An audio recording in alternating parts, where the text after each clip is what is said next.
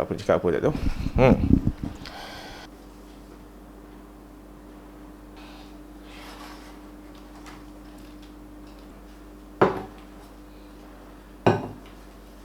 Pukul 4.57 pagi. Aku baru settle sebelumnya set up. Aku rasa macam jauh sangat lah. Sekejap, aku rasa nak pegang lah.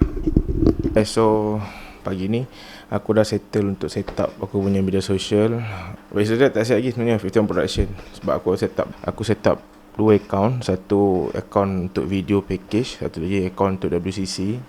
Aku tengah buat master sekarang. So tengah nak habiskan master aku and nak build up to business. Nak build up lah, bukan nak sustain, nak build up. So masa lagi habis lah.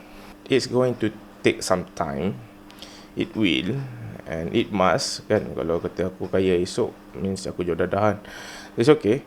I say for this second topic, aku dah tuju kot. Wish me luck. Aku nak sambung buat assignment master aku, which is quite a lot. Aku nak kena banyak pecah kepala fikir. Wish me luck guys. That's all I can say.